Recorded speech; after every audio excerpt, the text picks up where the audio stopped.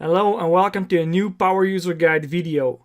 In today's video we are going to teach you something cool, which is how to extract images from a Word file or a PowerPoint file without having to save them all one by one. You may have already experienced this, but sometimes people like to send you a bunch of images at once and they then have the great idea to add them all to a Word file or a PowerPoint file and then send it to you that way, which is not the best way. A better way would have been a zip file or something. So now you are stuck with saving all these images one by one to a folder. But what if I told you that there was another way? I already mentioned zip files, and that is exactly what we are going to use. And to achieve that, we are going to use a little hack. You can already see my screen where I have a document saved, a Word document and a PowerPoint document which someone sent to me, and it contains a bunch of images. If Word ever opens, it's a bunch of portraits that are generated by an AI, and we want to get them all out without having to take the step of going to the option to save them all one by one by going to save as picture. We could do that, but we're not going to do that. Instead, we're going to leave the file as is, and what we're going to do is in Windows 10 we're going to make sure that we go to the View tab in the Explorer and make sure that this option is enabled, File Name Extensions. And what we are going to do is make sure that we can see the file name extensions. For example, for the Word file it is docx, and for the PowerPoint file it is pptx. What we are going to do is change that extension to zip and then extract it.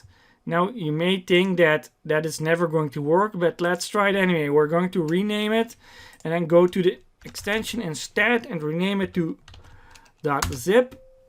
And we get a warning: if you change the file name extension, the file may become unusable. Are you sure you want to use it? And because we are all power users, we just click yes. And we end up with a zip file, but that doesn't mean that it necessarily will work. So what we're going to do is extract the files. We're going to click extract all and accept the default folder. And as you can see, it worked. We now have a folder opened and it contains 4 other folders. And what you want to do is click the folder with the name of the program that was made in. In this case, it is Word. And when you double click that, you see even more folders. As you can see, Office files are basically just packaged little web pages. Actually, they're mostly XML these days and media. And what you want to do is click the media folder. And in the media folder you will see all the images that are in the Word document. And the good part is that they're all in the original resolution. In this case they are pretty big images of 1000 times 1000 pixels. And that way you can easily extract them, and now you can just copy them in one swoop and you don't have to save anything. Now you did destroy the file by doing this, but just in case you forgot to make a copy or can't make a copy, let me show you another cool thing you can do.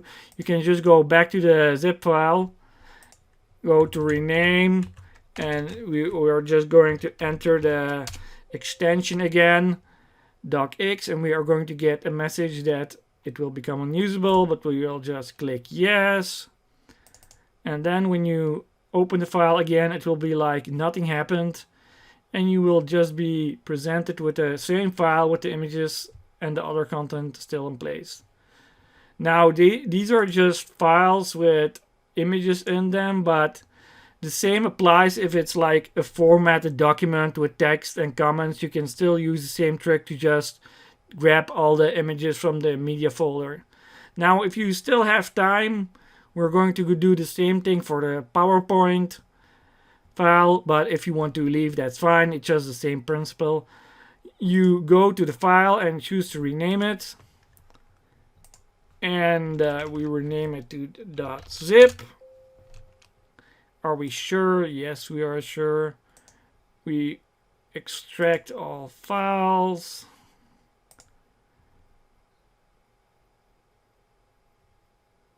I already extracted it, but let's pretend that didn't happen and just continue. Power user, the folder for PowerPoint will be PPT. And if you go to the media folder, you will then find all the images separated from slides and everything. You just have the images that you can then copy and use as you fit. And again, the same trick applies here. If you want to restore your PowerPoint file, you can just go back, change the resolution, and then the file will start working again. This is the cool little trick that we wanted to teach you on how to extract files from these Word documents or these PowerPoint documents. Now, we also tried it with Excel just for you guys, but we had to give up on that idea because we can't drag and drop the files in Excel and it really wasn't worth our time trying. Maybe if somehow you ended up in Excel of Doom with images in them, that would also work, but we're not going to test that. Anyway, we hope that this helped you. Maybe it will help you if you are designing websites or something similar. And we hope that you enjoyed the video, and we'll see you soon in the next one.